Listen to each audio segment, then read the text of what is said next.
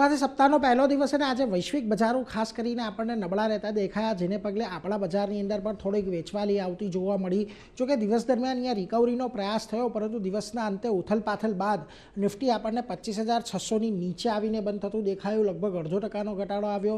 સેન્સેક્સમાં પણ આપણને એ જ પ્રકારની કંઈક પરિસ્થિતિ જોવા મળી. બેંક નિફ્ટીમાં પણ આજે 60,000ની ઉપર જવાનો પ્રયાસ થયો હતો, પરંતુ નિષ્ફળ ગયો અને 59,800 પર આપણે 5%ના ઘટાડા સાથે બંધ થયા છે. પરંતુ આજે વધારે વેચવાલી જ્યાં આગળ આવી રહી ત્યાં આગળ જો મિડ કેપ આપણને ઓલમોસ્ટ 5%થી થોડું વધારે ઘટીને બંધ થતું દેખાયું અને ઓલમોસ્ટ 1% જેટલું સ્મોલ કેપ આપણને ઘટીને બંધ થતું દેખાયું છે. એટલે આજે બ્રોડર માર્કેટમાં ખાસી એવી વેચવાલી આપણને જોવા મળી છે. હવે કયા સેક્ટર્સ આજે ફોકસમાં રહ્યા, તો સૌથી પહેલાં જ્યાં ઘટાડો આવ્યો એની વાત કરી લઈએ. રિયલ્ટી સેક્ટરમાં એક મોટો ઘટાડો હતો.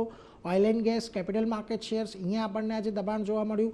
મોટે ભાગના સેક્ટર આજે તમને લાલ નિશાનની અંદર બંધ થયા છે. એકમાત્ર એફએમસીજી અને ઓટો સેક્ટર એવા છે કે જ્યાં આગળ થોડીક હરિયાળી આપણને જોવા મળી હતી. બાકી તમામ જગ્યાએ આપણને ઘટાડો જોવા મળ્યો છે.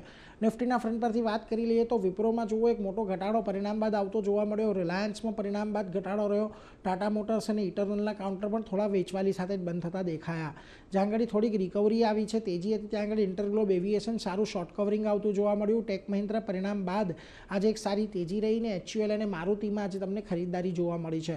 મિડકેપની વાત કરી લઈએ તો આજના દિવસે જુઓ તમને Godrej properties, Motilal Oswal, BSc limited, oil India જેવા કાઉન્ટર્સ હતા કે જ્યાં આગળ વેચવાલી રહી, પરંતુ જ્યાં તેજી આવી ત્યાં જો હિતાચી એનર્જી, પોલીકેપ, પીવી ફિનટેક અને બેંક ઓફ ઇન્ડિયાના કાઉન્ટરનો સમાવેશ થાય છે.